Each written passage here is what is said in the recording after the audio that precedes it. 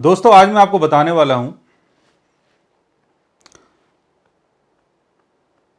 कि जो हमारा बर्थ नक्षत्र होता है उसका लॉर्ड अगर राहु के साथ प्लेस्ड होता है हमारे बर्थ चार्ट में, तो ऐसी कंडीशन में क्या होता है। और जो बर्थ नक्षत्र का जो लॉर्ड है, इसका मतलब यह हुआ कि हमारा बर्थ जिस पर्टिकुलर नक्षत्र में हुआ है उस नक्षत्र का स्वभाव हमारे अंदर होता है। यानी हमारी लाइकिंग, डिसलाइकिंग, अच्छा बुरा, नफा नुकसान, करियर और किन किन लोगों से आप मिलते हैं इस जीवन में, कहाँ जाना पसंद करते हैं, कैसी जगह रहना पसंद करते हैं, कैसी आपकी सोच है, ये सारी चीज़ें उस पर्टिकुलर नक्षत्र से जुड़ी होती हैं जिस पर्टिकुलर नक्षत्र में आपका बर्थ होता है। अब अगर हमें नक्षत्र को समझना है तो उसके लिए हमें अपने बर्थ चार्ट में मून की प्लेसमेंट को समझना है। मून आपके बर्थ चार्ट में जिस राशि में प्लेस्ड होता है उस राशि के नीचे 3 नक्षत्र होते हैं।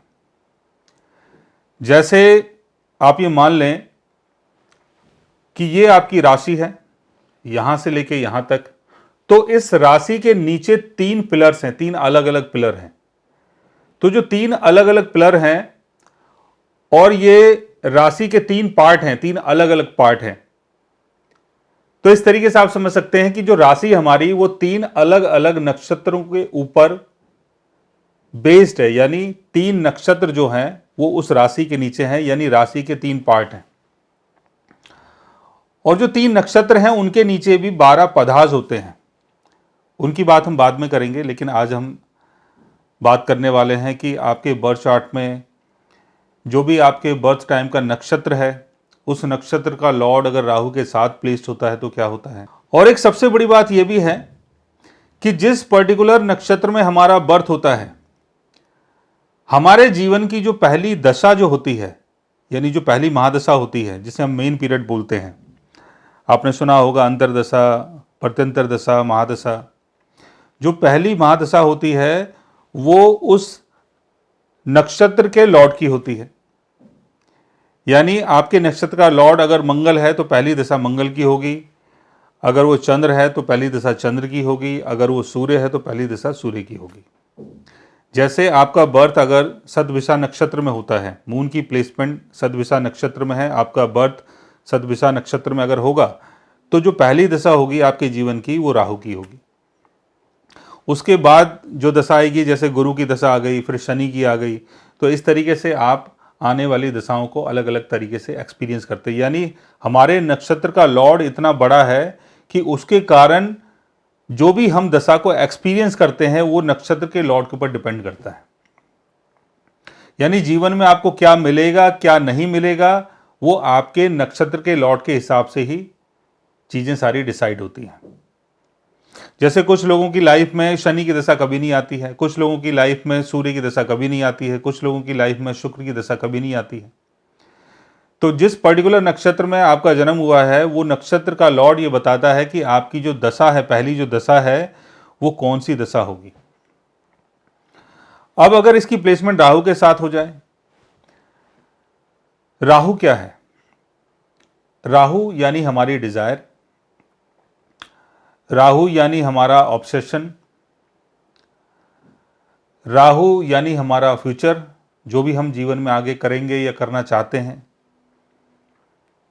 वो राहु से देखा जाता है। राहु सोसाइटी की चीज़ों को फॉलो नहीं करता है और सोशल नॉर्म्स को तोड़ने की कोशिश करता है। यानी जो भी हमारे समाज के सिस्टम हैं, जो भी रूल्स रेगुलेशन है, राहु उनको फॉलो नहीं करता है, राहु उनको तोड़ना चाहता है। क्योंकि राहु को ये लगता है कि मैं अगर सिस्टम को फॉलो करूंगा तो जो मुझे अचीव करना है वो मैं अपने हिसाब से अचीव नहीं कर पाऊंगा, यानी उस पर्टिकुलर टाइम के अंदर अचीव नहीं कर पाऊंगा जो मुझे करना है। तो यहां पर लोग बाग अगर लाइन में खड़े हैं और राहु गुणी इंसान अगर है तो वो लाइन को तोड़ के आगे बढ़ेगा, यानी वो अपना रास्ता खुद बनाता है। अब राहु अगर उस पर्टिकुलर नक्षत्र के लॉर्ड के साथ प्लेस्ड होता है तो क्या होगा, यानी आपके बर्थ टाइम में जो नक्षत्र है और जिसकी सारी खूबियां आपके अंदर है, अगर वो राहु के साथ प्लेस्ड है, यानी राहु का असर अगर उसके ऊपर पड़ रहा है, यानी आपके ऊपर राहु का असर पड़ रहा है, तो आपकी सोच कैसी होगी। पहली बात तो ये, आप बहुत ज्यादा मेटलिस्टिक होंगे, सोशल नॉर्म्स को आप फॉलो नहीं करेंगे। उसके चक्कर में क्या होगा, शुरुआती जीवन में काफी आपका विरोध भी होगा, लोग बाग आपका बहुत विरोध करेंगे, कुछ मैटेरियलिस्टिक गेन भी करेंगे, लेकिन उसका कोई आधार नहीं होगा। यानी हो सकता है जो आपका मैटेरियलिस्टिक गेन हो वो गलत तरीके से हो, सिस्टमैटिक तरीके से ना हो, बाद में आपको उसके लिए पनिश्ड भी होना पड़े, आपकी बुराइयां भी हों, और आप जीवन में चाहेंगे कि मैं जल्दी से जल्दी अमीर बन जाऊं, मैं जल्दी से जल्दी मैटेरियलिस्टिक गेन करूं, और जो भी मुझे जीवन में चाहिए, चाहे वो नाम हो, फेम हो, पहचान हो, कुछ भी चीज, आप बहुत इनिशियल स्टेज में उन सब चीजों को पाने की कोशिश करेंगे। बट उसके चक्कर में क्या होगा कि कोशिश तो होंगी, लेकिन जो भी गेन हो रहा है उस गेन का कोई आधार नहीं होगा। अगर आप उसका आधार समझने की कोशिश करें कि मैंने चलो ये काम किया, इसके कारण मुझे ये सारी चीजें मिली, तो वो कोई आधार नहीं होगा, उसका सिर्फ गेन होगा। लेकिन बाय द टाइम, धीरे धीरे करके राहु काफी मैच्योर होता है, क्योंकि जब आप काफी गलतियां करते हैं जीवन में, तो गलती के बाद ही आपको पता चलता है कि जो जो मैंने गलत किया है अब मैं उसको कैसे ठीक करूं, अब वो चीजें कैसे ठीक होंगी। क्योंकि जो भी आपने गलतियां की है उसके कारण आपको कई बार बहुत ज्यादा लॉसेस भी हुए हैं, लोगों के साथ आपके संबंध भी बिगड़े हैं। तो बाय द टाइम राहु ये समझ जाता है कि अब मुझे चीजों को कैसे करना है, अब मुझे वो गलतियां नहीं करनी है जो मैंने गलतियां की थी। तो 42 की एज के बाद आप काफी मैच्योर हो जाते हैं अपनी चीजों को लेके, लेकिन 42 की एज से पहले आपकी लाइफ में बहुत ज्यादा स्ट्रगल रहता है।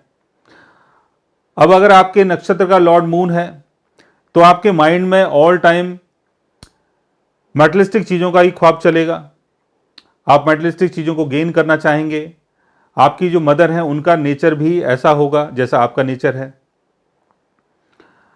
राहु की प्लेसमेंट अगर मंगल के साथ होती है तो ये आपकी कुंडली में अंगारक योग बनाता है, इसके कारण आपको बहुत ज्यादा गुस्सा आएगा और इसके चक्कर में लोगों से आपके संबंध बिगड़ सकते हैं। राहु की प्लेसमेंट अगर मरकरी के साथ होती है तो ये आपको बहुत क्लेवर बनाता है, बहुत चालाक बनाता है, और उसके चक्कर में आप मैटेरियलिस्टिक गेन तो करते हैं, लेकिन जो दूसरे लोग हैं वो आपको लाइक नहीं करते हैं।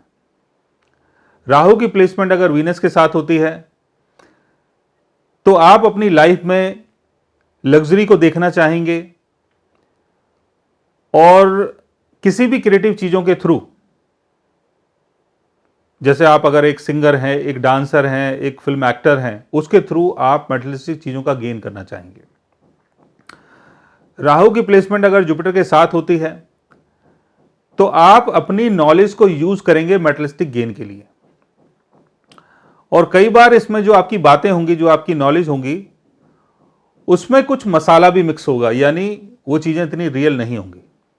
राहु की प्लेसमेंट अगर शनि के साथ होती है तो शुरुआती जीवन में जो भी आपके कार्यक्रम होंगे बहुत गलत होंगे, क्योंकि आपके कर्म के ऊपर राहु का असर आ गया है। तो कुछ आप ऐसा काम कर सकते हैं कि जिसमें दूसरे लोगों को नुकसान हो, या दूसरे लोग आपको ये बोलें कि आपने ये कौन सा काम किया। लेकिन एक अच्छी बात यह है कि राहु अगर शनि के साथ होता है तो आप बहुत ही एडवांस चीज़ों को एक्सपीरियंस करने की कोशिश करते हैं, यानी आप उन सब चीज़ों में इन्वॉल्व होते हैं जो चीज़ें बहुत एडवांस और बहुत नई होती हैं। तो अलग अलग नक्षत्र के लॉर्ड के साथ जब राहु की प्लेसमेंट होती है तो ये आपको मैटेरियलिस्टिक चीज़ों की तरफ बढ़ाता है, और आप चाहते हैं कि जीवन में आप जल्दी से जल्दी तरक्की करें, लेकिन उसके चक्कर में जो आपका तरीका जो होता है चीज़ों को अचीव करने का वो थोड़ा सा गलत होता है, और शुरुआती लाइफ में इसके कारण काफ़ी नुकसान भी होता है। लेकिन जैसे जैसे आपकी एज बढ़ती है, आप जब 42 की एज को क्रॉस करते हैं तो उसके बाद आप प्रॉपर तरीके से समझ पाते हैं कि आपको कैसे चीज़ों को अचीव करना है। तो चीज़ों को ध्यान से करें, समझदारी से करें, सूझबूझ से करें, सोच समझ के करें, ताकि आप जो भी चीज़ गेन कर रहे हैं उसका प्रॉपर तरीके से फ़ायदा उठा सकें और उसको अपने तरीके से मैनेज कर सकें। सो गाइज, आज मैंने आपको बताया कि हमारे बर्थ चार्ट में अगर हमारे बर्थ नक्षत्र का लॉर्ड राहु के साथ प्लेस्ड होता है तो ऐसी कंडीशन में आप किन किन चीज़ों को एक्सपीरियंस करते हैं। अगर आप भी जानना चाहते हैं अपने राहु के बारे में या किसी पर्टिकुलर नक्षत्र के बारे में, तो उसके लिए आप हमारे चैनल को सब्सक्राइब कर सकते हैं। और अगर आप हमसे बात करना चाहें, कंसल्ट करना चाहें, पर्सनली हमसे मिलना चाहें, तो आप हमारी वेबसाइट के थ्रू, हमारे ऐप के थ्रू हमसे मिल भी सकते हैं, बात भी कर सकते हैं और गाइज आप हमसे कंसल्ट भी कर सकते हैं। So guys, take care, love you all and good bye.